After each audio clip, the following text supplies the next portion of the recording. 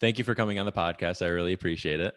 And spending time with us today just to talk about your story with running and everything that you do. Great. Yeah, of course. Looking And forward to it. so we talked about this morning a little bit about Portland, and you originally grew up in the Bay Area and then you moved to New York, correct? So I actually grew up in North Carolina, and then I Oh, went okay. to college in New Hampshire, then came out to Portland, was here for 6 years, then moved to the Bay Area, was there for 7 years, then New York for 2 years, now back to Portland. Gotcha. So, And was it just moving around for work more or less? yeah, largely following opportunities and that kind of thing. So came out to Portland the first time around to follow my now ex when he was going to law school out of college. And then as we might get into more later, sort of partially related to some of my fitness journey, came down to the Bay Area because I was struggling to make the career progress in someone that I wanted to in Portland. Yeah. Particularly coming out of the recession, and basically concluded that the Bay Area or New York was where I was going to find the growth that I was looking for, and got a great opportunity down there, and then sort of had various opportunities that I pursued in San Francisco, and then moved to New York for my now partner to take a job he was really excited about at Goldman Sachs. Hmm. And then we would have intended to stay there for a long while. But I think for many of us, the pandemic put lots of things in question, and lots of thinking about like what's important and kind of how we want to live our lives. And an opportunity fell in my lap here from what is essentially my dream job. So as much as I never expected to move back to Portland, Yeah. it I made don't think anyone expected to. it ended up making sense. Yeah. Yeah. And you're quite busy with your new job, correct? Mhm. Yep. I'm speaking on behalf of myself today. All thoughts and opinions expressed are completely those of Jessica Hastings. But yeah, I work for Nike, leading a team, and it's wonderful and super exciting. But definitely, it's like the type of job I want to spend time on. Hmm. Like there's always more I actually want to look at than I have time for. So it's a good problem to have, but it's an interesting sort of settling in is in some ways a challenge just because I'm a kid in a candy store. Of course. Yeah. And you mentioned the pandemic. One thing I wanted to ask is, did you pick up any new hobbies since the pandemic started? So I feel like my general hobby is having hobbies, and like learning things. Yeah. So I guess the only thing that was really new for me was getting into a little bit of container gardening. So last spring when it started, I have no green thumb at all. But I had a sense when we first went into lockdown that this was not going to be a short-term thing. And so wanted to find something that like felt hopeful. And I found that growing things um, did that for me. A little bit of life. Yeah. And like I grew some stuff from seed, and it wasn't very productive. But it was a good learning experience. And it was fun just to like every time a new sprout would pop out of the soil in my containers in my little patio in New York, I would get beside myself excited. Victory. Yeah. So that was fun. And then otherwise, a lot of the hobbies I've embraced have been things that I've done before. So, We said before you picked up boxing, right? oh yeah, that's right. Sorry. That's okay. It just feels like such a part of me now that I forgot that was a pandemic activity. Right. It has been funny with the boxing though, because I took it up as just doing private coaching. That was the only option during the bulk of the pandemic, right? And now that things are we're sort of testing the waters of getting back to a new normal. Right. I'm just now learning to hold focus mitts and stuff like that, it's sort of comical that I feel stunted in certain areas. Like it's funny to see how like doing it pandemic way only exposes you to so much. Right. Yeah. And what was the motivation of boxing? Did a friend lead you to it, or you're like, you know what, I need to punch some stuff right now? Probably both. So I'd always wanted to take up well, not always, but for the past while, I felt like a martial art would have actually been really great for me. So through my fitness journey, I also kind of in parallel was dabbling, I would say, in like mindfulness practices and that kind of thing. And what I think is really interesting about to me, what's neat about yoga too is that you can kind of take different angles on it, but I feel like in its the form that makes the most sense to me, it is as much a like emotional, like it's as much about like addressing your feelings, and like you're not just physical system, but like I think it's an interesting way to sort of explore the relationship between the physical and The mental. emotional. Yeah. Yeah. And it seemed like a martial art would be good for that too. I was always drawn to the more like active forms of yoga. Um, and so I thought about a martial art for a long time. And then I feel like in part just because I was in New York, boxing, the boxing culture there is just so neat.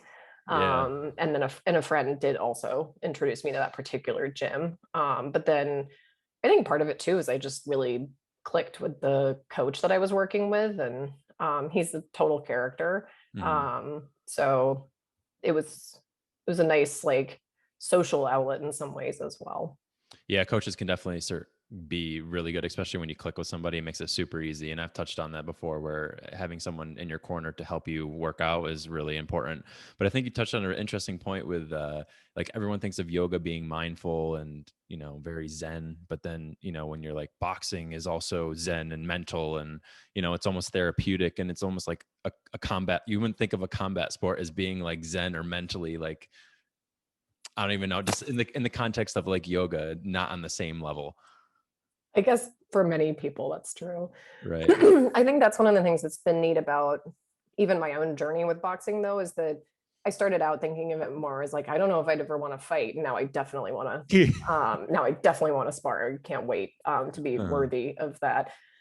But I think that it's also, to me, it's now more about like the way I think about fights is that it's more like dancing, Mm, where like even how I interact with somebody holding focus mitts or whatever, like both parties have to be participating for this to work. mm. And I think with an actual, like with sparring or an actual fight, you're responding to that other person, right? Like everything you're doing is in complete dialogue with that other person. Yes, in the case of boxing, you're looking for like weaknesses and ways to like, Get at the other take person. advantage. Yeah, but it's just a more like combative version of a lot of the same dynamic that's happening in good dancing. I mean, there's not a follower to lead. Right. Yeah. It's like I get punched in the face. Now I'm leading. Well, but I guess that's kind of maybe that's a way to look at it, right? Is like it's a constant struggle for who's the lead. Right. Yeah. That's a good point. Yeah. It is interesting. And I think now more than ever, I think during the pandemic, UFC was something that stuck around quite a bit, and even boxing, just because they were able to accommodate with facilities. And I feel like I know New York's pretty big with the boxing scene, and there's other places, but I feel like combat sports have become more popular as of recently. Probably it would make sense. I do also think that like the gym I'm starting to go to in Portland has a sign that says like boxing solves everything. And then the gym I went to in New York, the guy would say like, I think the world would be a better place if everybody boxed. And I Yeah. think that's true. I mean, I think all sorts of things would like most activity, I think people would just be better off if they did stuff like Understood. that. But Yeah, in a world full of people who combat on Twitter, I think people taking a boxing class might do some justice. yeah. Well, and that whole ethos too of like you train to do this when you're in the ring, but like you don't take this outside of the gym, Yeah, basically. Like if you're I feel like the gyms I've gone to anyway are pretty strict about like you don't try to hurt people in the gym and like and you're not trying to hurt each other. right. And then this is like this is a skill you need to be aware of your skill and not like it's here you use this to protect others, nothing else. Yeah, kind of like controlled chaos. You gotta be able to control your skill. Yeah. Uh, and now boxing's new for you, but exercise isn't. You've been quite active over the past several years, and maybe we can get into your running career and where you kind of started with that. Great. Yeah, I've And go you can ahead. go ahead. No, you can go ahead. Um, I was not, I did not fancy myself an athlete for a very long time.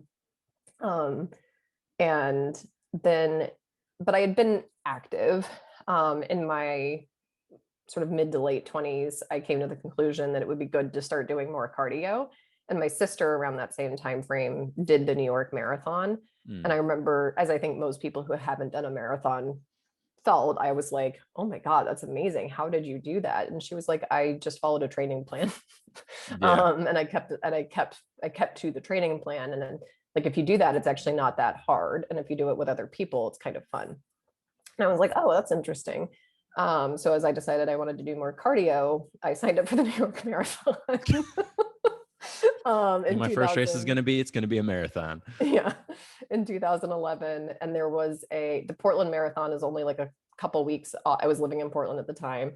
And the Portland Marathon is only like a few weeks off from when the New York Marathon typically happens. And so I joined a training group here that was building towards the Portland Marathon. And I figured I would just manage my last few weeks on my own.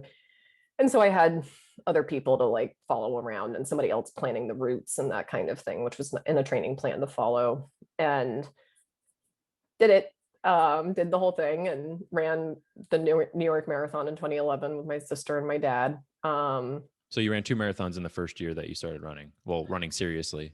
No, it was just the New York Marathon. Oh. But that was the one I signed. I didn't do Portland. Oh, you trained you trained with the Portland people that run the New York.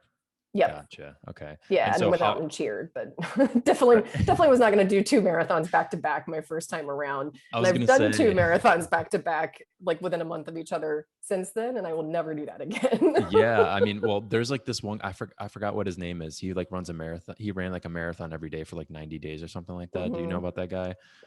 I remember seeing articles. Man, that guy is out of his mind, but I mean, no good thanks. for him.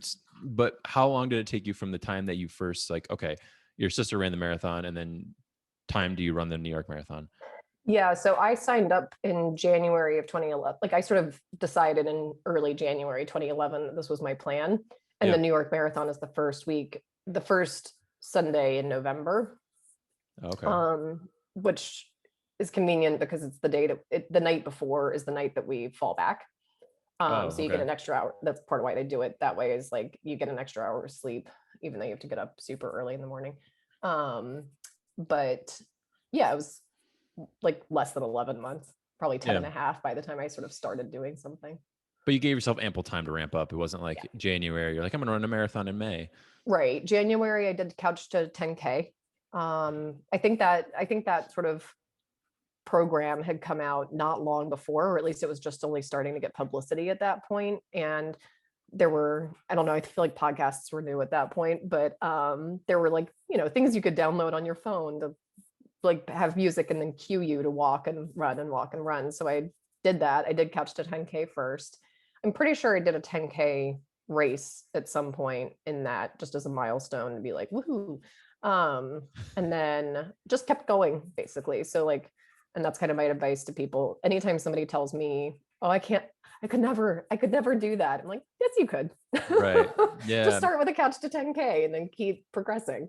But I think people that really set small, well, I mean, we're kind of touching on a smaller topic of a bigger topic that I want to get to, but I think people kind of bury themselves out early on. And when it comes to running, I do this definitely just because running, I don't like running that much, but a lot of people don't. Yeah. People generally don't like running, but I think they'll be like, I want to run a marathon, but then they won't implement the steps to like go ahead and start doing those things. It's kind of like this vague goal. So for you, did it help that you were like, I want to do the New York City Marathon, or was it, are you just one of those people who like sets a goal and I'm going to do it?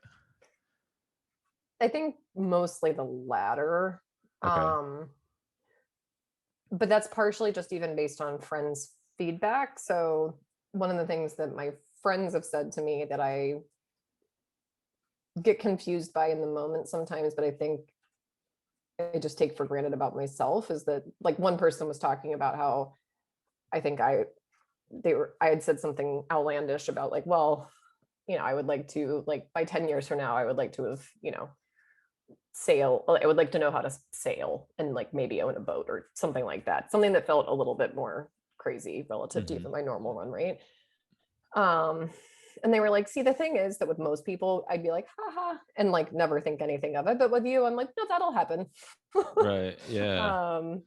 So like if I set my mind, if I declare that I really am going to do something, I tend to do it. And so has this always been the case even when you were younger? I know you said your sister started running early on. Were you always into sports when you were younger too?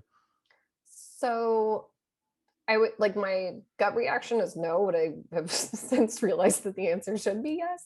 Yeah. I rode horses competitively until I was 14. And I grew up on a horse farm. My mom trained and rode professionally. So it ran in the family. Hmm. And to me, it was just what I grew up with. So it didn't feel like this thing. Plus, I went to school with a bunch of jerks who thought soccer was the only sport that counted. And so they um like I feel like I was told by my peers that what I was doing didn't count as a sport. And so I internalized that. And then it was also like my mom being an athlete. I don't think it took me until fairly recently to acknowledge that my mom was a professional athlete. Yeah. Sorry, mom. Um, but I think like that is actually a sport, right? Like it's in the Olympics and everything. So uh, I was an athlete growing up, but I think it's also some of that's like our definition, our cultural definitions of athletes, I think have evolved too. Mm. Um, so I don't know. I don't want to take us down that rabbit hole unless you or until you want to, but No, I no, think go that ahead. Yeah. I that's mean, go ahead. I mean, I think I don't know how much of that's just like my own journey versus the cultural zeitgeist, but um like the notion that everybody can be an athlete, like basically if you have a body, you're an athlete. Hmm. Um, I feel like is a much newer thing and goes along with the general thrust of I feel like where culture is heading of being much more inclusive and diverse and so on. Um, and that even I feel like in the last few years that feels very new. Like when I first started getting into endurance sports, I had people be like, no, you're an athlete now. And it's like, no, no, no. I'm not like Serena. Like, come on. Get out of Um, here. yeah, but I think that like I think the celebrity culture of athletes as celebrities is one thing, but I feel like for a Mm. while that ended up feeling like this exclusive anointed title of like, unless you are a famous, accomplished athlete and you like win things, you don't count as an athlete. Right. And I feel like we're much better, getting much better now. I think there's still room to go in terms of acknowledging that, like, if you have a body and you move it, you're an athlete. Right. Yeah. To some degree, right? Like everybody's a little bit different. Like maybe walking your dog every day isn't maybe not the best definition of an athlete, but Right. I understand where you're going, where everyone has the potential to be an athlete, right? Yeah, and I think it becomes more about like, is it are you identifying as an athlete and are you taking that mentality to whatever you do?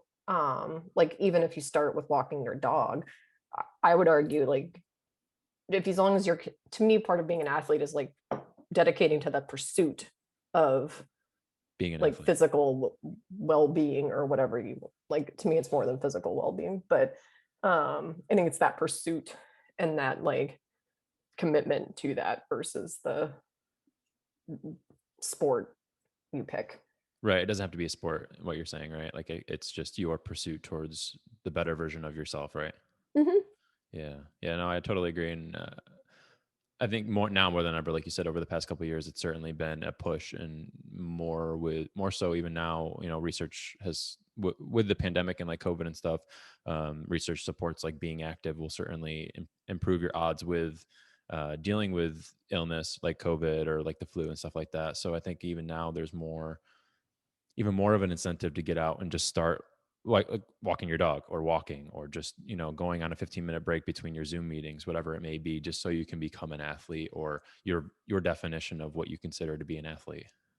Exercise snacks. Exercise next. Yeah, exactly. That's interesting. I never heard that before. Is that something, is that your coin term? No, somebody so I mentioned I work at Nike. Like we are lucky enough to have access to lots of you know, content and so on and trainers. Sure. And somebody came and did a Zoom break for us during some large Zoom meeting. And they called them exercise snacks. So it was like 5 minutes worth of just various stretches you can do at your desk to kind of counteract the stiffness of Zoom. That's interesting. Well, let's get back to you. So you run the New York City Marathon. You did it. Congratulations. It's all Thanks. over. What happens next? Are you like, I gotta do that again? That was so much fun. Kinda. Yeah. Which was not the expected outcome, right? Like, Yeah. I think there was just so many things that happened through my training, and then the experience of the race itself was both exhilarating, and then I also was like, well, I want to do that differently next time. Yeah. And this is 2011, right? Yeah. Okay. Just making sure. Um, so yeah, 2011, I definitely exited that marathon being like, I think I want to do another one. I don't think I signed up immediately for another race though. Um, During one of my training runs, I came to the conclusion that I could and should look for job opportunities elsewhere. And so did end up moving, like long story short, which we can get into if you're curious, like did end up moving to San Francisco in May of that following spring. I had taken the job a month or two before. I just worked remote until I could relocate. Um, and then I think my next race was the 2013. I think my next like long race was the 2013 Nike Women's Marathon, Okay. which was the last time they did the full. It was such a good race.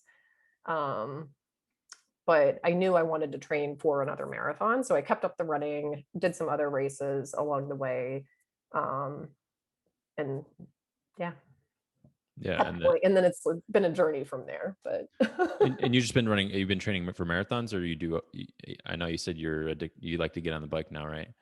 yeah, so it became a passion for cycling and swimming and various other things, but it started out just because I did the San Francisco Marathon in 2014, and that is a very hilly race. And I had trained properly, but possibly if anything, I was potentially overtrained. And for whatever, and I pushed myself pretty hard on that race, and then ended up I came out of it with um, tendonitis, and then talking to various doctors and PTs and stuff like that, all of them were like, you're in your early 30s, it's all down from all downhill from here. I'm like 31. Yeah. Right. And then they were all like, you have to start cross training, you cannot just run.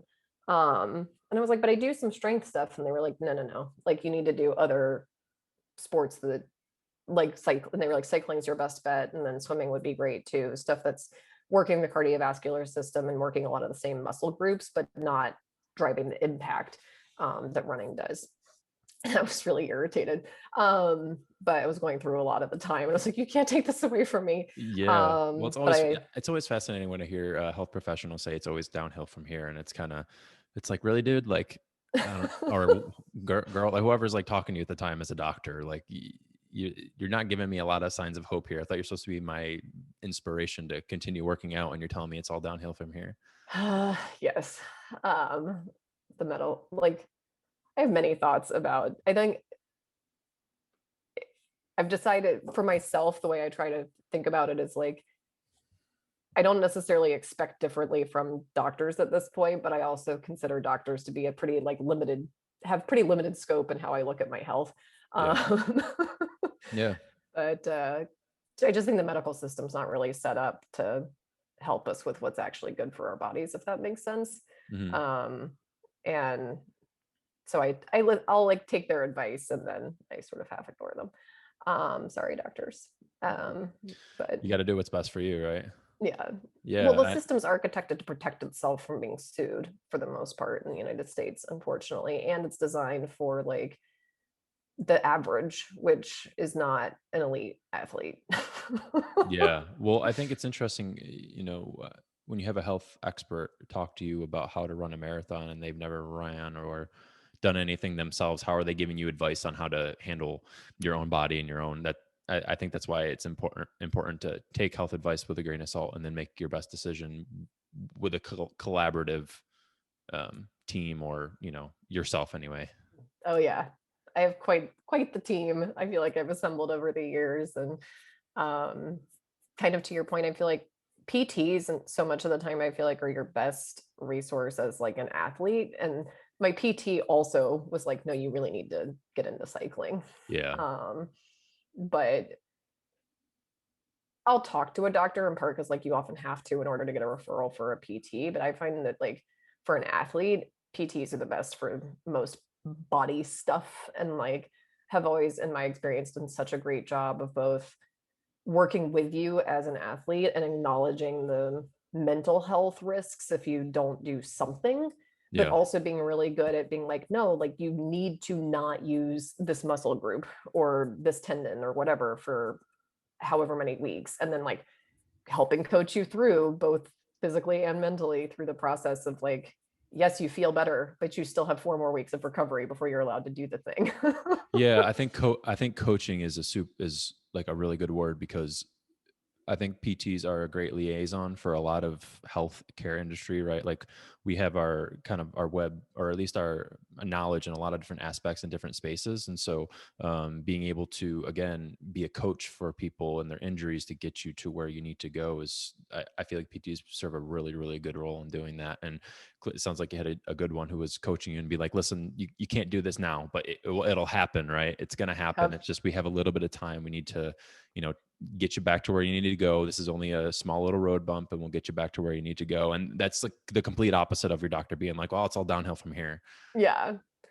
Well, and they tend I feel like it's also like how PTs are situated in our healthcare system often is just better, because in my experience they've also been it seems like they're, whether it's that just as practitioners they're more open to this, or better enabled, I don't know if it's better enabled by the system all up, but they seem to be much more collaborative. So at least in my experience, again, maybe I've just had great PTs, but in I've had multiple different PTs, especially with moving around, and like every single one of them was more than happy to have phone calls with my personal trainer to Mhm. advise and like to both share notes with each other as long as I consented to that, and then also to like advise the personal trainer as to what I could or should be doing Yep. and what to make sure I wasn't doing, and then they could tag team and like holding me accountable for not doing the things I wasn't supposed to do. Right.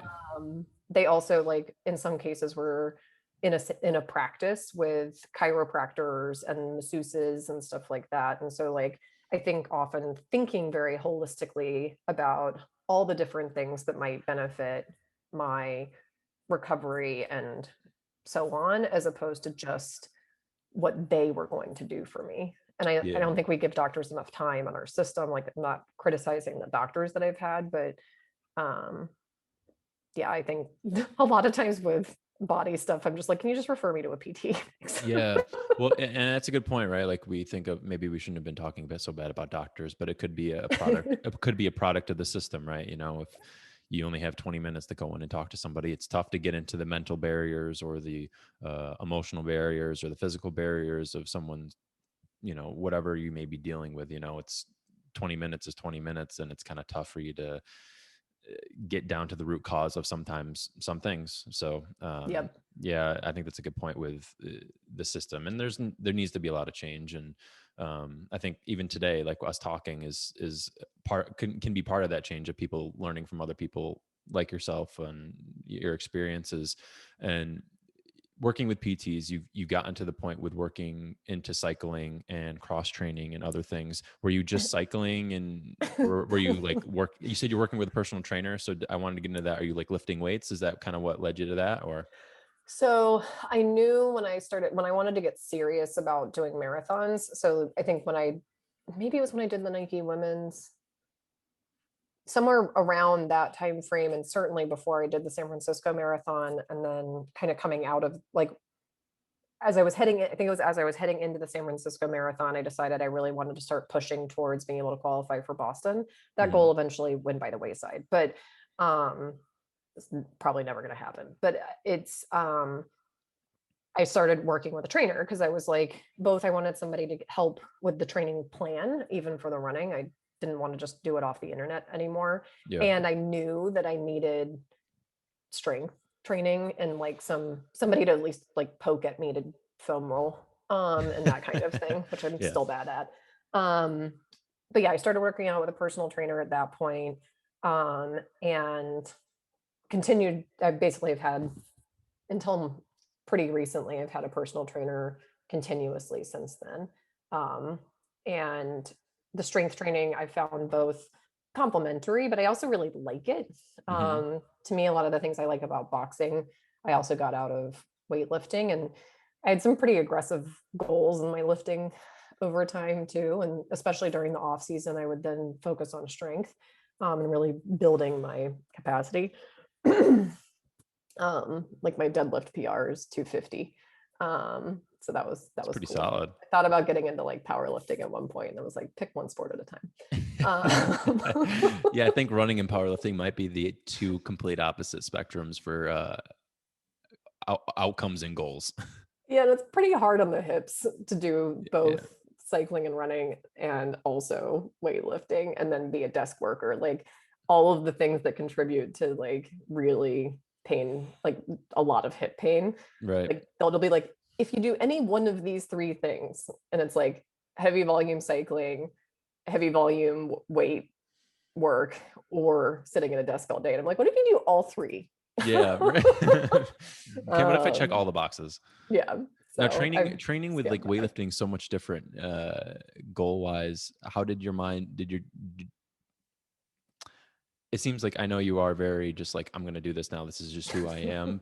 But how did how did your mindset change when you started going from like running? Because running's like I just need to run farther or faster. How did your goals change from going from running, go farther, do more to okay, more weight, you know, more breaks in between. This isn't continuous. Was that a difficult transition at first, or was it easy for you to get into?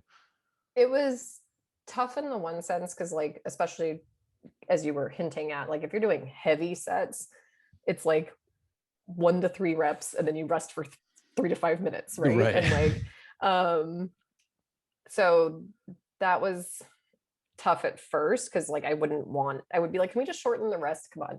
And my trainer would be like, no, Yeah. like, if you want to get heavy, you have to rest. Yeah. Um, but I think that was a good analogy actually for how, like, any given run you might push yourself, but I think like my overarching fitness goal is that I can still do whatever I want when I'm Mm, 75. And yeah. I'm going to be slower than I am now. But my joke for a while has been that, like, I'm never going to qualify for Boston now, but at some point, maybe by the time I'm 70 I will, because the competition will be so thin. Like, um so like I think that's like the more I got injured and the more I think part of it's just that I also, like, it didn't really, even if I pushed myself, I was still never going to be like podium finisher at most races. Like, I'm just not that fast. And so it got to a point where I was like, no, I just want to be able to keep, what's important to me is to be able to do this and to see incremental progress with myself, but I get to Mm, define what incremental progress means. And I hate having to take the long breaks.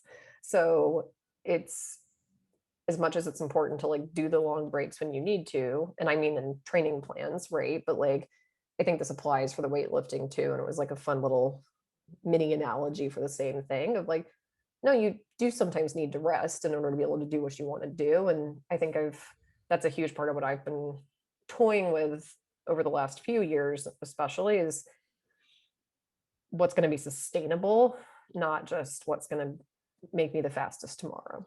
right. Yeah. Um, And they're definitely, I think that 75-year-old like prospective look is kind of a good look because I tell people that often too. Some of my patients is just you want to be mobile when you're 75. You want to be able to get up and move and do all these things, and part of this is creating a plan for the long term. Like this mhm. isn't like it's good to have the short term goals, like you said, like running the New York City Marathon, the Boston Marathon, or walking your dog a certain amount of times a week or whatever. But I think that long term look towards exercise, I think, is super important that people need to really latch onto because again, age does come quick, and it's very easy if you get injured and you can kind of just be like, oh, I'm going to take some time off, and then you try to get back into it, and then you're like, oh, this isn't the same, so I'm going to do something else, and you kind of run down this rabbit hole of just fear avoidance of the things that bother you, and then you kind of just get to the point where, well, walking doesn't hurt, so I'm just going to walk, and then so has that been kind of your perspective with that? Yeah, I think my greatest fear is that I fall off the wagon and can't ever get back on. Right. Like, having watched so many people of varying ages, but like I think the hardest thing is if you just completely stop. Mm, And like that was how I pivoted to cycling, right? Like I didn't really want to. It was like I had a hybrid for commuting, but and I hadn't ridden it much, but I started riding that around, and then I was like, oh, this is actually pretty fun. And then I got a road bike. But as I like, my initial objection to the idea of getting into cycling and then potentially swimming was like, I don't want to buy more stuff. Like sometimes these extra things are expensive. Like Yeah.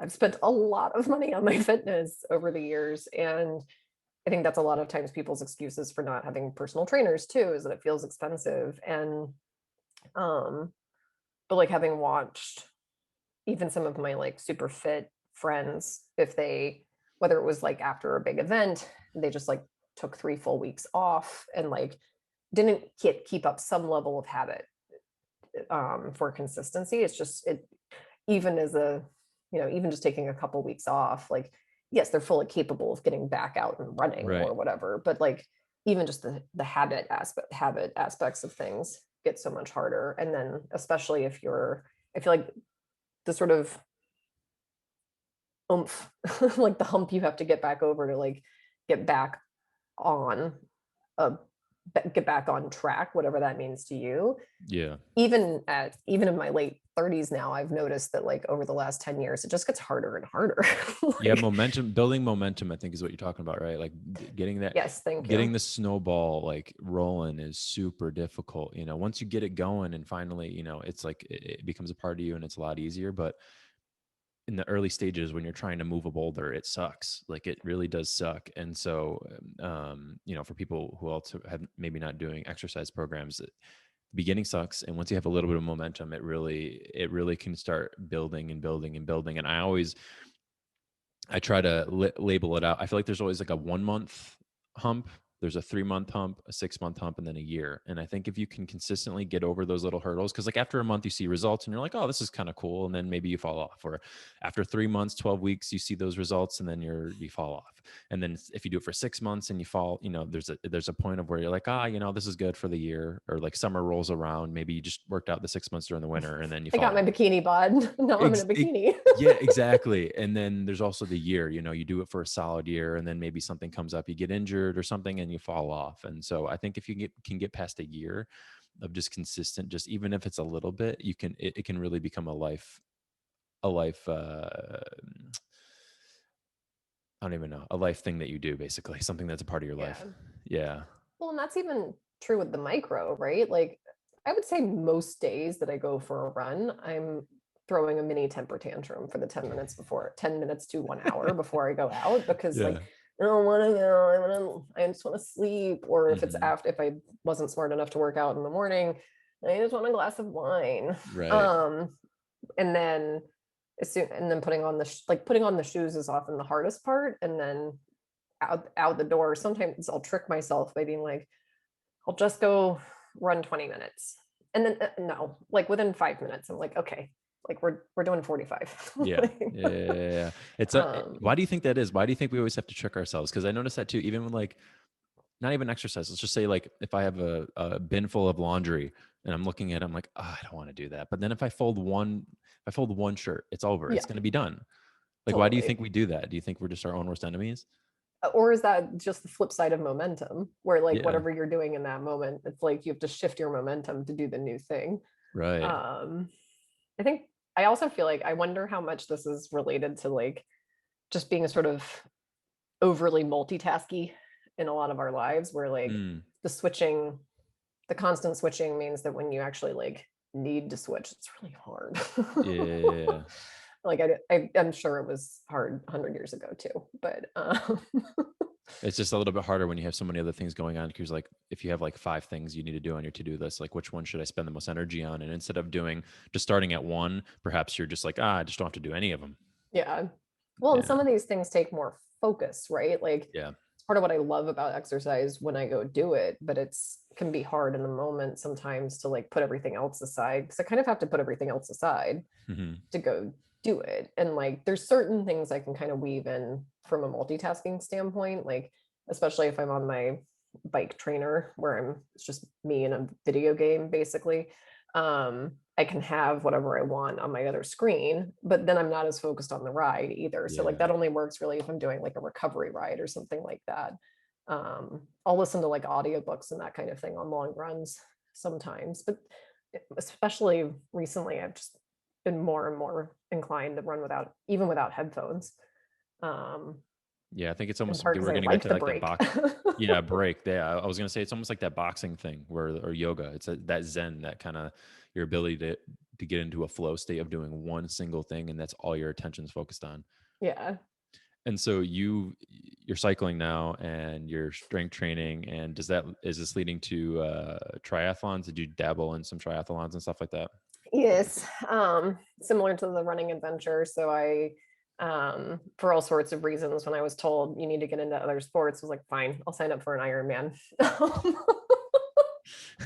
And I didn't just pick any Ironman. I picked Ironman Tahoe, Oh which wow. was really hard, but which was possibly stupid. But I'm So glad when did you decide you're gonna do it, and then when was the date of the Ironman?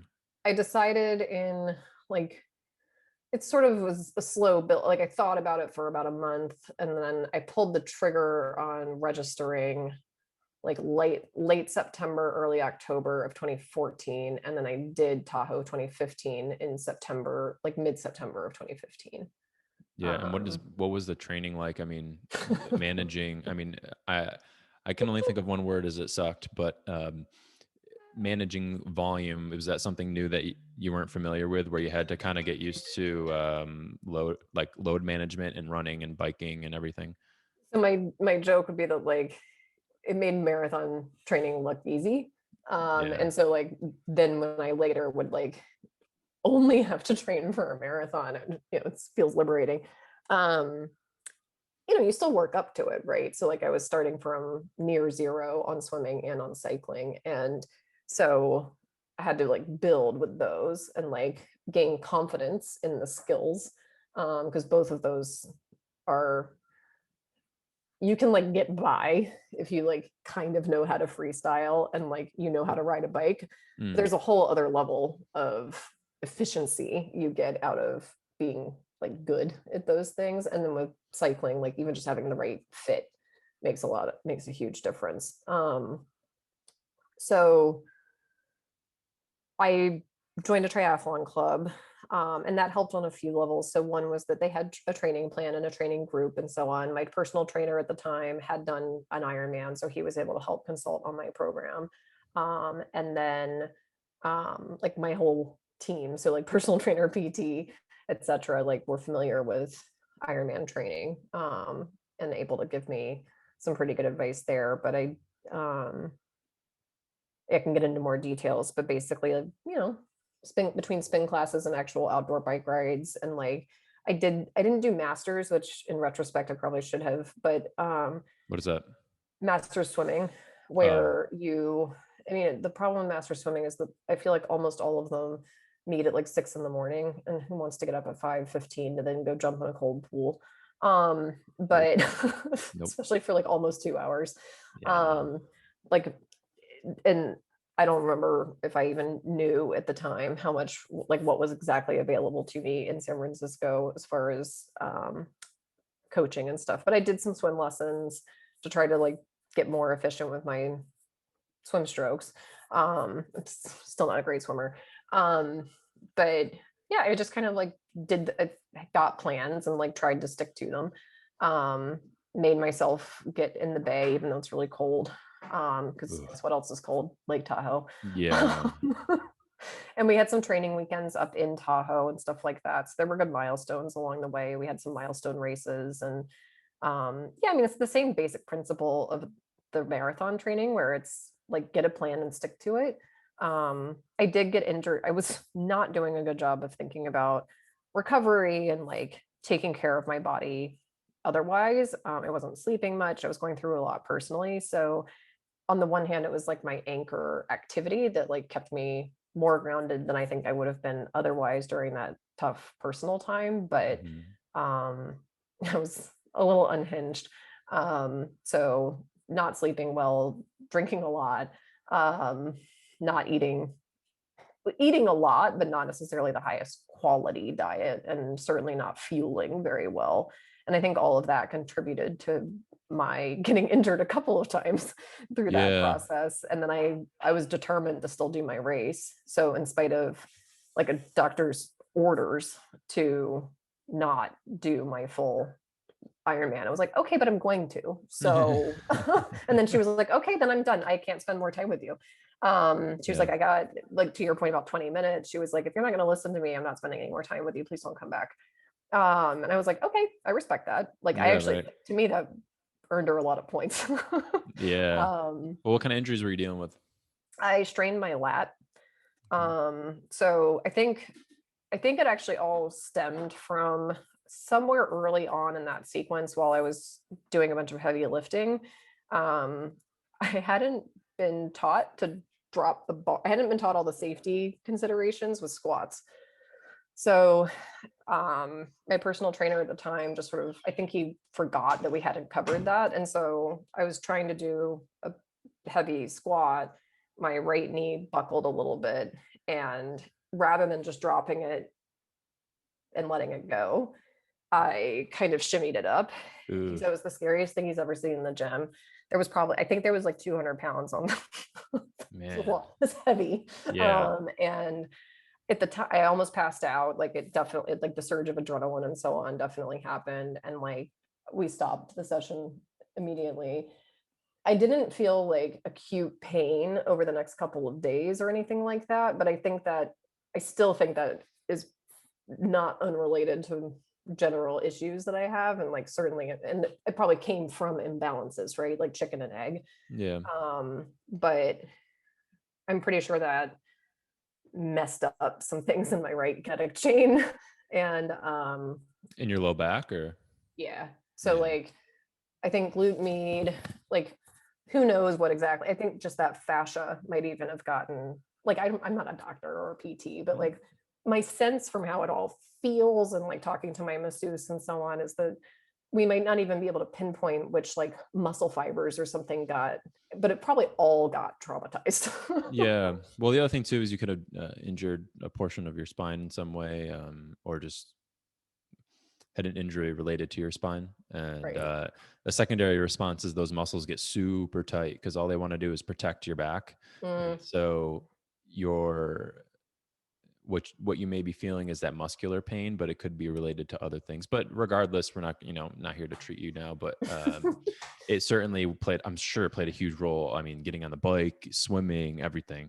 yeah. Well, and I strained my lat. So, um, and like and then we discovered, who knows when this started, right? But like, that same doctor, um, before we came to the conclusion that I shouldn't do my race, um, she was doing a bunch of tests to see, like, basically after the lat, but it was after the lat strain, but my right lat just like wasn't firing.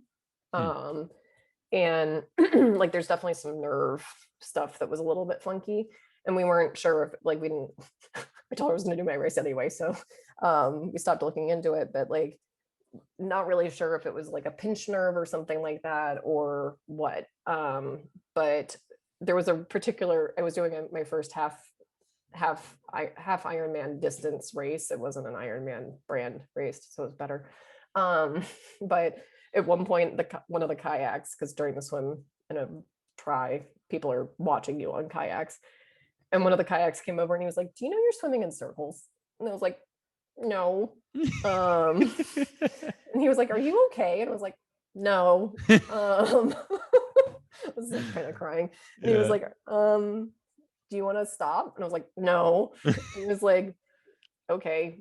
Do you want Should me you to stop? do you want me to guide you in? And like, do you want me to like, because I was dead last, I think, getting out of the water in that race." And he was like, "Do you want me to like kayak next to you so that if you change your mind, as maybe you should, like, I'm Hmm. here and can like pull you in. Um, and if not, then like, I at least can give you directions basically to the finish line." I was like, "Sure." um, and I got out and finished that race, but it was after that I wasn't, so then I wasn't allowed to swim for a couple of months.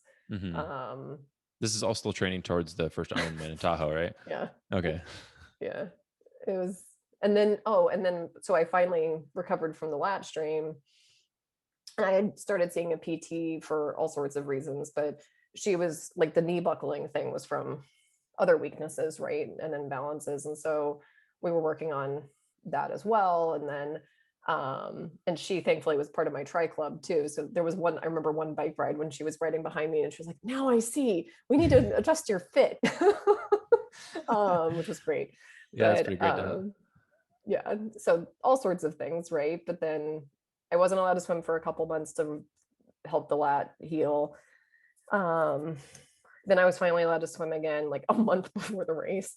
But then I just had a stupid clipping in incident on my bike, and like just like you just sort of fall over. But I fell over onto a rock and split my knee open and had to get a lot of stitches. Nice.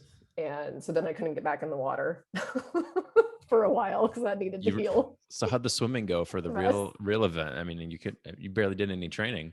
It was actually fine. I don't Really? know what happened. Maybe it's just because it was cold enough that like You numbed everything.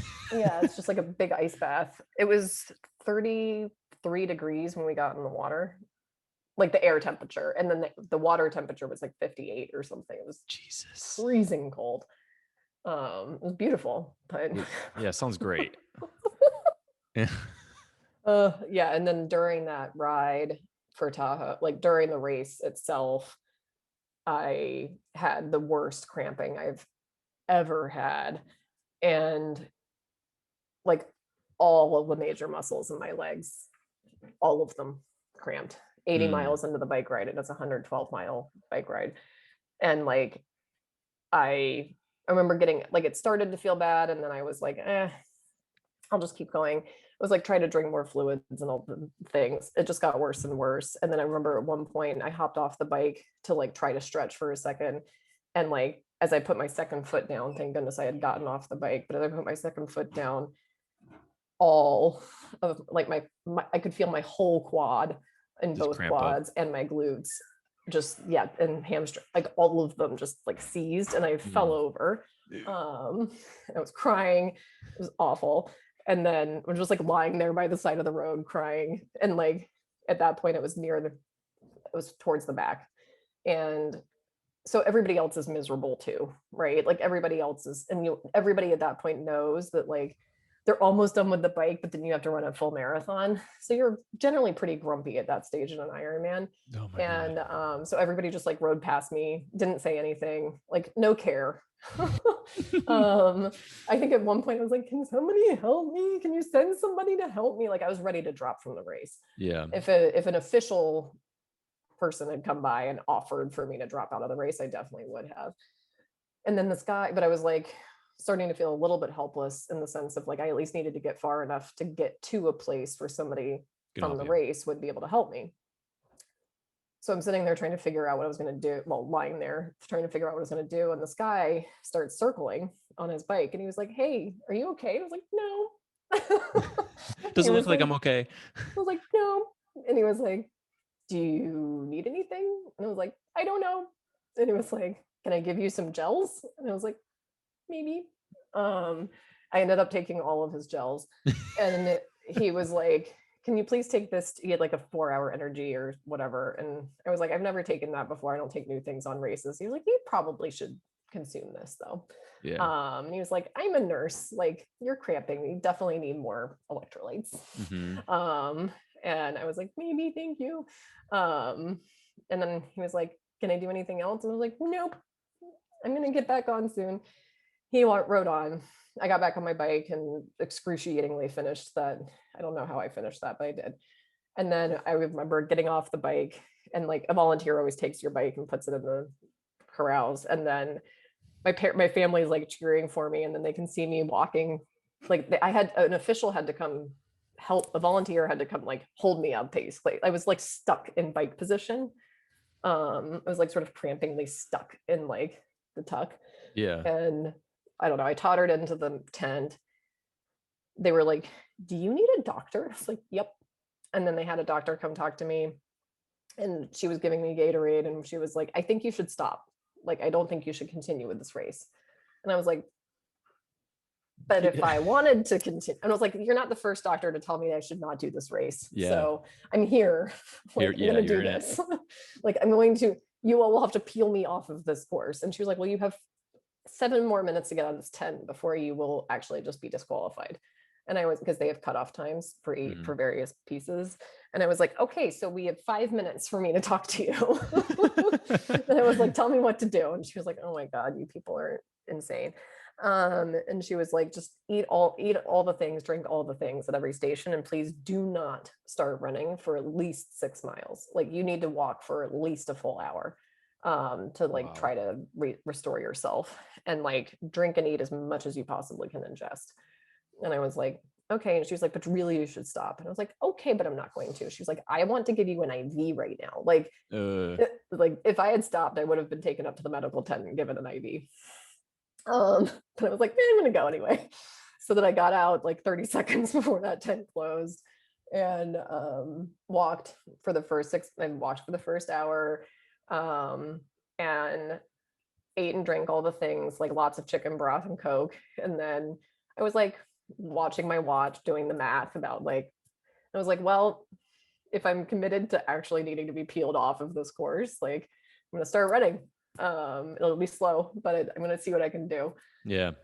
And then I started running, and it's amazing what the body can do. Like Mhm. by that point I had a lot of salt and food and beverage. And so I actually felt pretty good. And the more I did and the more I ingested, like, and moving, I think actually helped because Wow. by that point, like blood was flowing again. I don't know how this all worked out, but Sure. I had a great run for the most Wow. part, and like didn't hurt that bad. Hmm. And then it got very dark and cold, but like I'm like, it was multiple out and backs. And at one point I see the guy who had given me his gels, and I was like, bike guy. And he was like, what? You're here? And he was like, how have you made it? I was like, I Right. don't know. I don't know. And then and then like later, probably in mile 15 or so, I come up behind somebody. At that point, there's not many people left on the course, because it took me a really long time. And I come up and I was like, bike guy? And he was like, bike girl? And I was like, hey. And he was walking. Uh-huh. And I stopped walking and running for a second. I was like, thank you so much. Like I'm Yeah. doing great now. And like this would not be the case. And he was like, well, now my ankle hurts. And I was like, Jeez. oh no. I was like, I'll walk with you. And he was like, you don't have to hang with me. And I was like, dude, You you saved got me. me through part of it. I was like, I'll hang with you for at least like a few minutes. We ended up, like, long story short, we finished the race together. Oh wow. Um, and yeah, and then we became Facebook friends and we're in touch for a little while. But Cool. Man, yeah. that is a crazy testament for the body. That is insane. I mean, I felt that cramping before my legs when I first started mountain biking. Um, like you said, you're stuck in that position and your whole quads just seize up, and it's just you're like, how do I make this stop? How? Yeah. Because it hurts, but it's like you feel like movement's gonna help, but then the more it's like almost like when you your foot's asleep and you step on like a sleepy foot. It just like it like I don't even know how to describe it other Oh than yeah. to feel it Because you yourself. try to stretch, you'd like think that maybe if you do like a quad stretch, it's going to help, and then it just makes it worse. Yeah. Oh, yeah. It is the worst. So after you completed, well, I'm assuming your time for the Ironman wasn't fantastic, but you did it, which No. is Yeah. unbelievable. And so was that your first and last, or did you go to No. compete in more? I, No. be- I became a certifiable crazy person. So I kept doing tries. I did a half Ironman the following year, and then I had sworn that I wasn't going to do another full, but then I did. Even was it the next year? Santa Rosa? No, I did 2018 for Santa Rosa. So it like took a couple years just doing half Ironmans, and then I and some marathons, and then I was like, I want to do another full. Like I was feeling Mm, pretty fit, and I think part of it was like I wanted, and I had refocused a lot on like taking care of myself, and so I kind of wanted to redeem myself in terms of like what would it look like to do an Ironman if I like actually try to get enough sleep and like foam roll and don't get injuries and all that. Um, and so did that. Um, and did a full in 2018. And that was a much more sane, disciplined uh, approach. Still no wasn't very seized fast, legs. but yeah, no seized legs. I still wasn't very fast. And I was good on the bike. It was like pretty good for me on the bike. and I like hit my swim goal. I'm just a very slow swimmer. But then in order to hit my goal on the bike, I like had to really push the last hour. And Yeah. I knew that that was going to screw over my run. But it was fine. I was like stiff by the time I got to the run. And then I got cold on top of that because I ended up going later than I had fully planned for. So like it gets cold at the end because the sun goes down. Yeah. So For anyone that doesn't know, an Ironman it's like a 3 mile swim, right? 3 mile swim, 112-mile bike ride, and then a marathon at the end. It's a yeah, 26 mile. 2.4 mile swim, Oh, okay. 112-mile bike ride, and then 26.2 for the run. Yeah. Yeah. So So it's basically, endurance ludicrous, essentially. But it is a huge feat, and um, I can't imagine myself doing it. But I feel like you doing two. You've only done two. yeah. Two, yeah, and I should say only two. You've done two, which is remarkable. But exercise now, how do you view it? Is it just maintenance to getting you to 75 and being okay, or are you still shooting for another full, or where's your head at with that? I mean, I just moved, what, like not even a month ago.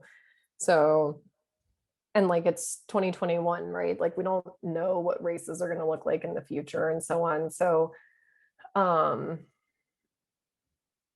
I don't know the answer to that question. Like I'm sort of exploring the answer to that question right now. I think the overarching meta goal is still to get to 75 and be able to like be active. Hmm. Um, I think so. One thing is like my cycling is kind of on pause for the moment because of moving, and like most of my stuff is stuck in storage right now. And one of my bikes I got early out, but like they have a way for you to like get a few items out of your stuff on at the destination end before the full delivery. And my bike is one of them, but they didn't put it back together right. Like it's not the right fit right now. So like that's what I'm doing this afternoon, is trying to fix that.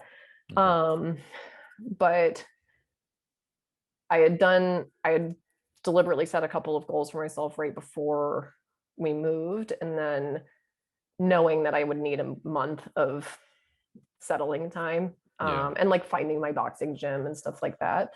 I think where I'm at right now is that for the time being, I want to keep a good base of cardio so that whenever I figure out what I want to do, I can You can just, do it.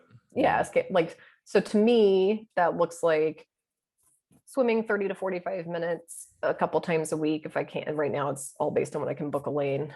But swimming sometimes, like, there's a Peloton in the gym at the corporate housing that we're in. And so, like, getting on that, or once I've addressed my bike, like getting out on the bike for like 45 minutes to an hour and a half, a couple days a week, and then running 4.5 ish plus miles a couple of days a week. Like Hmm. that'll, I mean, all of that equals 6 days. And then I'm also boxing 3 days a week, which like to most people sounds insane. But to me, that's like, oh, okay, that's like nice run rate. Maintenance. Yeah. Um, yeah. And then high pebbles, sorry. Um, but I think the other piece is like, this is just emerging, possibly even since we spoke a few days ago, but I think really trying to double down on reinstilling a habit of foam rolling, stretching, maybe yoga, and possibly even prioritizing that. So, like today, I did a pretty hard run yesterday. I just got frisky and then had fun with it. And like, so today I was going to try to go for a bike ride once I fix the bike, but now I'm like, I might go for like a recovery spin and test out my personal attempt to fit myself. But Yeah. I otherwise probably will just do like a yoga class or something like that. And I think that's all going to be very important. Now I'm talking about that. I'm like, stop sitting like an S. But things like that, and like incorporating more exercise snacks into my work day and so on. Like I think sitting at especially Zoom is so bad. Yeah. Well, you're keeping the momentum alive, right? You're keeping that snowball moving. You're not letting it stop, because you said like one of the biggest things that derail people is when you have something like a life event change, or you move, or um, literally anything. So it's Yeah. good that you're trying to keep that momentum alive and keep things moving now. Um, internal. Sorry, the Sorry. cat. No, that's completely okay. You can bring him in if you want to. Bubbles. Yeah. All right. Sometimes she's quieter if she's in my lap. This is Bubbles. Sorry. That's Go okay. ahead, Jake. You're good. Do you keep for tracking anyway? I saw the watch on you. Are you constantly keeping things tracking? And then also, do you write your goals down? Is that something that you practice religiously to try and maintain, just to stay on track and keep progress? Or are they just little mental notes that you keep in your head? I do journal about my goals. And I journal about like what would ideal look like and then what seems reasonable.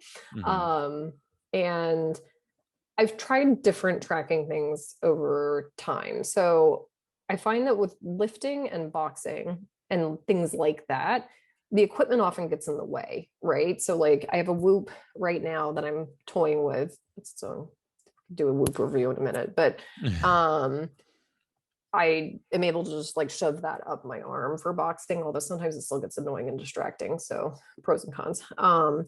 The Garmin, I would be able to, this is a Garmin Forerunner 935. In theory, I would be able to have that just using a heart rate monitor to track something like boxing or whatever. But sometimes I forget. Sometimes it's just, I don't always like wearing a heart rate monitor. So I don't know. The cardio I always track because like this was purpose built for all those things and that works pretty well for it. So the cardio I always track. I don't tend to be too dialed into my numbers while I'm doing something. Like with cycling, sometimes I'll build a program around it, but running, I usually just run based on feel. Um, and then I've tried Training Peaks, I've tried Today's Plan, like I like Strava.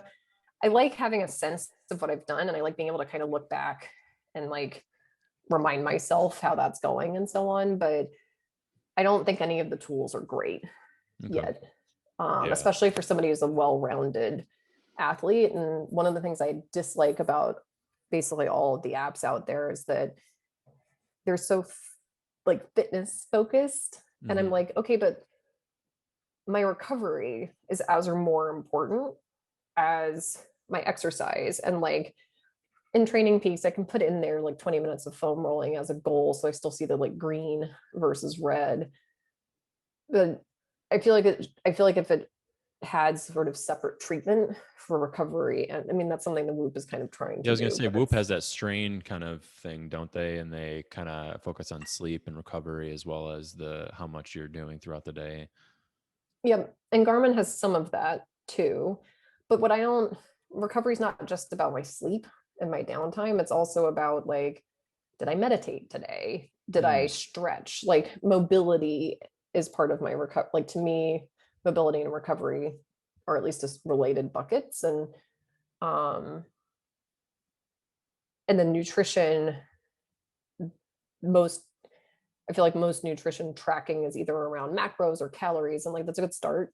Um, but neither of those is like quite right for fueling Hmm. and for looking at like quality of intake. And I don't think it would be easy to build an app for that. Yeah, I was just gonna say it's tough to quantify those things, right? Like how do you quantify enough stretching, or how do you quantify like, I mean, unless you got blood, you like your blood constantly monitored, you can track like your macronutrients or micronutrients and go from there. But I don't think anybody's willing to take their blood every day and get it analyzed to see how you're doing, right?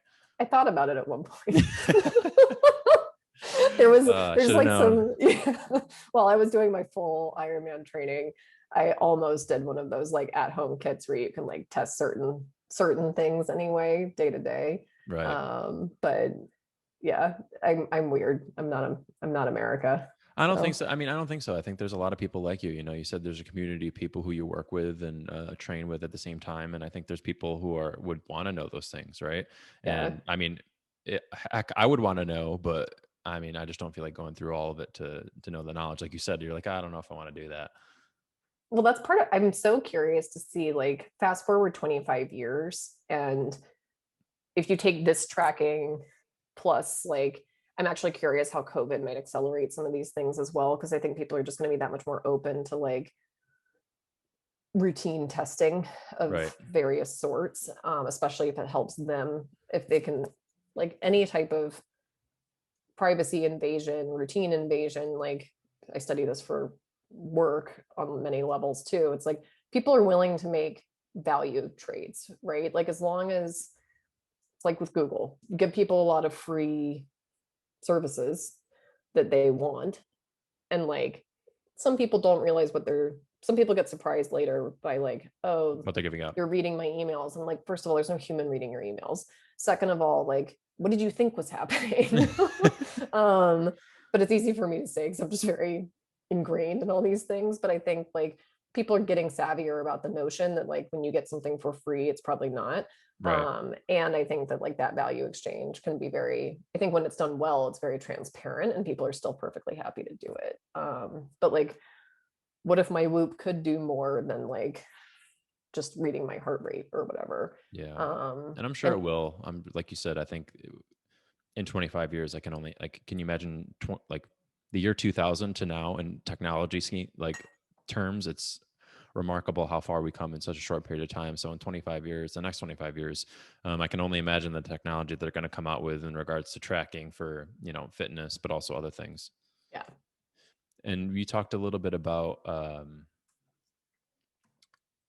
trade-offs. You said trade-offs with in regards to like Google with like, Mhm. giving something for free. What it would kind of remind me for scheduling, I'm sure you're very busy and you got a lot of things going on. How do you manage to fit in a 15-mile run, a 50-mile bike ride? And, are you trying to train multiple things multiple times during the day? Do you have a schedule thing that you pretty much live and breathe by? Is that kind of the way you do things, or why don't you explain a little bit about that? Sure. So I definitely live by my calendar.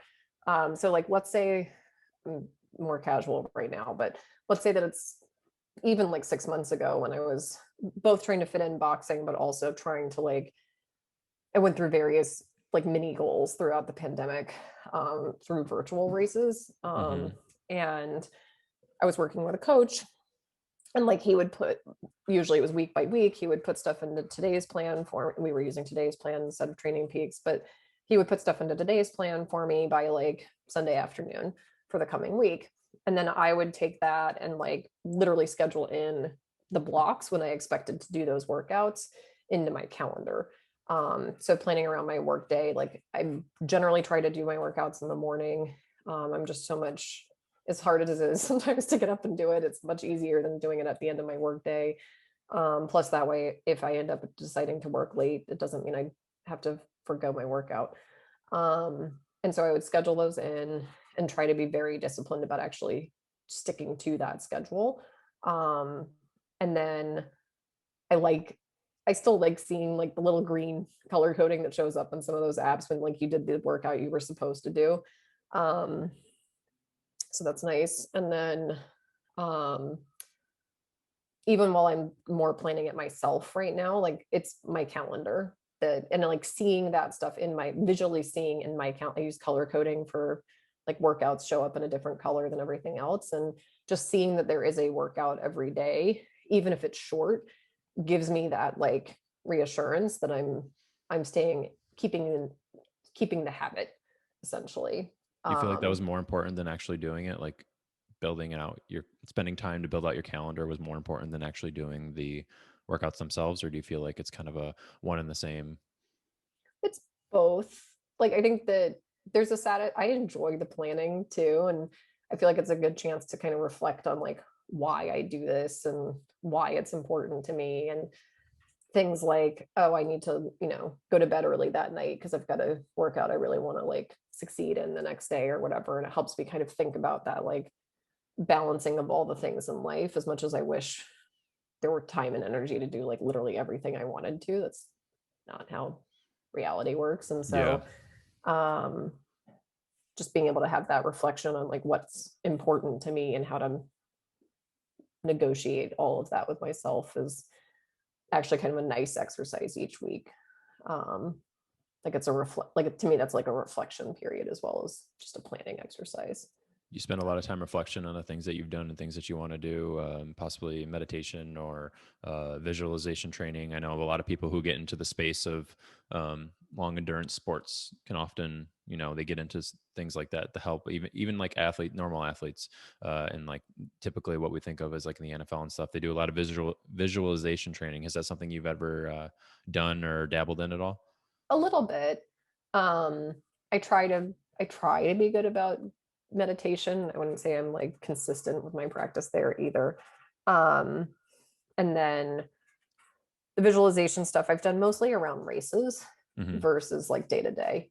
Okay. And like that's part of where I've actually found it really helpful to go train the course for whether it's a run or a try or whatever, ahead of time. And then with boxing, that was definitely something that my boxing coach was like, while you're shadow boxing, like imagine the other person. And I was joking that it's like the Queen's Gambit where she like Envisions goes to everything in sleep. this. Yeah. And I was Yeah. like, the problem though is that I haven't watched many fights. So like, and I only was like, I wasn't sparring, right? So I was like, I literally have no frame of reference for what I'm supposed to be imagining right now. Right. So I'm gonna try to work on that. But Did you watch the fight um last night, or did you mm-mm. the UFC fight? Oh, okay, never mind. I'm not as into UFC, but there's some like boxing I've found that is pretty fun to watch, and you can always like go look at old fights, which are actually really fun to me to watch. Oh yeah, But I've gone on the rabbit hole of Muhammad Ali and Mike Tyson highlight reels once nice, or twice. awesome. Well, listen, I really appreciate you spending so much time with me today. I do want to kind of end the podcast with just a couple of closing questions for everybody, and you've been so great. And this part of the podcast is called the Health Me to Health You. So I'm just going to ask a couple questions for some of our viewers, so that way they can uh, pretty much get the best out of you. And the first question, what I want to ask is, if you're given the opportunity to start training all over again, like what you know now for marathons, triathlons, everything, what would you have done differently, if anything? And would you do it again? Ooh, that's a great question. I think I would try to have a baseline of like mobility work and really think about like the foundation of nutrition, mobility, sleep habits, that kind of thing that I'm trying to like build up while also building my training. Um, I've gotten there as we kind of talked about, but I think that would have been so beneficial on so many levels. Hmm. And a little bit of that like emphasis of taking care of myself in order for this all to work. Um, I think I definitely would do it all over again. I think I also maybe would have gone less into the deep end of endurance and started with shorter distances and like building speed. And I Mm. think that would have allowed for more of that like experimenting with the foundation and like keeping, because the time, that's actually something I'm thinking about as my next wave of goals is, even if it's not towards a race, like thinking much more like sprint triathlon distance, sprint like no more than 10K for the running, but really working on the speed. Yeah. I think that'll complement the boxing well too. And then the skill, because like you'll only get so much speed out of just like moving faster. Right. Um, and that's how a lot of the like Olympic level endurance athletes started too, was with getting fast and then building into the endurance, or at least a lot of them. That's my understanding, is they started out, they got fast first and then built on top of that. They kind of um, improve their efficiency, right? They're the skill of running, and then they right. focused on the endurance later. Yep.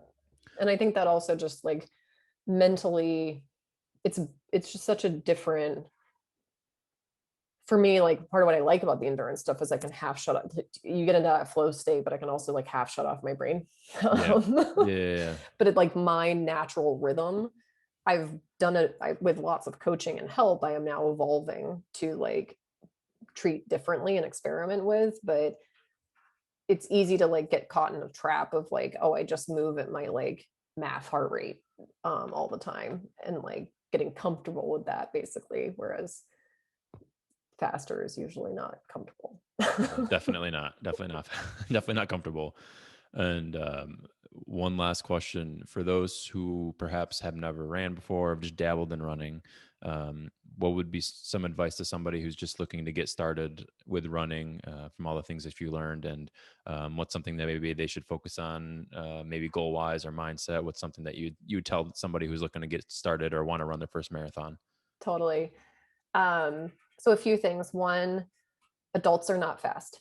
Like a 9-minute mile is blazingly fast for Yeah. most adults. Like even when I'm running 10.5-minute miles, I'm passing about half the people who are out there jogging.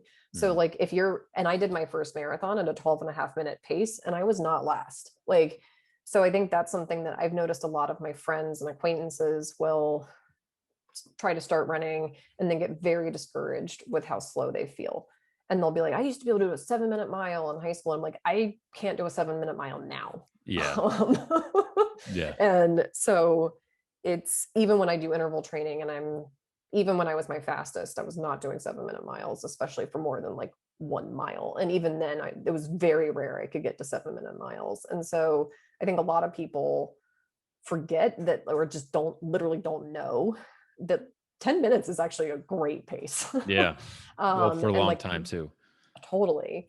And that it's so much more important to like build up. And there's no shame in walking. Like some of the people I know who are pretty fast take that like run 9 minutes, walk one, run 9 minutes, walk one approach to any race that they do.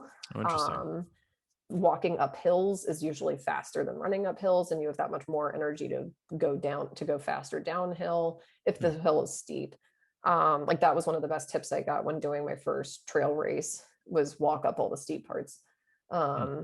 And it was great. And like they're right. Oftentimes, like I get passed by people walking sometimes when I'm running slow up a steep hill. I think also just thinking about like sort of why are you, I think being clear with yourself about like why are you doing this and trying to remember that, like kind of to your point about writing down goals, like there's the goal in terms of the milestone you want to achieve and then there's the why. Mm. Like, and that's something that I have gotten a lot more in touch with myself too, is there've been times in my exercise when the why was very much, there was positive, but also there were definitely aspects of like not punishing myself, but I think like there's a masochistic element to many endurance athletes. Hmm. And that doesn't have to be wrong, but exploring that and like acknowledging that actually helped me to then be that much more focused on like being kind to myself first. Because like I don't want to abuse my body. Yeah. You don't want to walk So when you're 75. yep. And like I think this would be a tough part of being a personal trainer. Like I personally would struggle to not want to like coach somebody out of a goal that's to like have a bikini body. Like I think all of us, whatever body you have is a bikini body. And like um that's something that I struggle with about like the fitness industry is this notion that there's like an ideal. Mm. Um and but I think like if that's what you want to, if that is your goal, like okay, but like be honest about that and then ideally find somebody who can be supportive and like help you celebrate the progress that you're making along the way. Um, but anyway, I got sort of sidetracked, but I think it's like, um, it's okay to be slow. Like be Yeah. kind to yourself. Like it's okay to be slow, be kind to yourself, like be like remember that like celebrate what you did do, not what you didn't do. Yeah. And like I think it's not how I approach things, obviously, but for most people, and even to some extent for myself, like it's okay to have one lofty long-term goal, but like over indexing on that is not usually productive so much as like, what are you doing tomorrow? What are you doing today? And like really keeping that sort of near term, did you do the thing Yeah. in focus? And that's where having coaches and so on helps a lot. I was just gonna say that two things like your coaching, I feel like was super important for you. That like you had a lot of people who helped you in various ways throughout your entire story. You know, you had trainers, you had PTs, you had doctors, and little things that kind of sometimes shifted you, but sometimes didn't, right? And but Yep. you're also just able to help celebrate your ability to complete those things and do all that. And then again, to your point with, you know, it's good to have that long-term goal, but it's also good to be very specific about the short term, you know, Mm-hmm. having that long, like that ominous, not, I shouldn't say ominous, but the vague goal of like running a marathon or running the New York Marathon isn't exactly specific, right? It's kind of like, well, Yep. when do you want to do it? What year do you want to do it? Do you want to do it this year? You want to do it next year? Is it more important to do the thing or to do it at a certain speed? Because those are dramatically different timelines. Yeah. So I think getting super specific is really important. And I have found helps with other people too, with achieving their goals, is have the big goal. That's absolutely fine. But in the short term, have little goals that are really specific of like, okay, I'm going to work out Monday, Wednesday, Friday, or I'm going to do the running, whatever. Like you said, you had the 6 days of like, this is what I'm doing. And that I feel like is super important. And also, I mean, is a testament to you because you did that, right? Yeah. Yeah. Well, and I found so not only the like team of people that I hired and paid for as professionals, but we didn't even end up talking about it, but like my whole all of my best friends at this point are people that I trained with. And I think that like having, and like with New York, I didn't make like best friends with people I trained with, but I had a group. And then I was doing the race with my father and with my sister, so we were also able to like compare notes, celebrate progress. Like we all did 14-mile runs on the same weekends, right? Like, and I think that I can't imagine trying to do basically any goal without like some network of people around you that is kind of on, not necessarily on the same path, but at least has some appreciation for like what you're putting into it and can help you celebrate as well as commiserate with you. Like one of the best things about my triathlon club is that I would show up in the morning at 7:30 to do a bike, start a 100-mile bike ride in the rain and be like really mad at myself. I'm like, I really don't want to do this. This is a stupid sport. And then you would get out and like, but I was a noob to the thing. And so I would be like practically shaming myself about having that attitude. And then I'd get out of the car and like, lo and behold, the people who were leading the ride and had done like 10 Ironmans and be like, this is a stupid sport. Like, I don't want to do this. Right. Yeah. And they were like, oh, okay. But we're going to do it anyway. And yeah, right. Like this does suck, but guess what? We're going to do it. Yeah. Type 2 fun. Exactly. Well, listen, I really appreciate you spending so much time with me today and sharing your story. I think it's been great. And I know a lot of people can learn from your story and everything that you've done. So I really appreciate it. Thanks, Mike. Of course. Fun talking. Likewise. Thanks everyone for listening, and take care. Thank you. All right, cool. So I just do that as a closing remarks thing. So thanks. I mean, that was awesome. Great. Yeah, it's funny to see like where it goes, right? I'm like, oh, at the end being like, I didn't even talk about my friends. Like,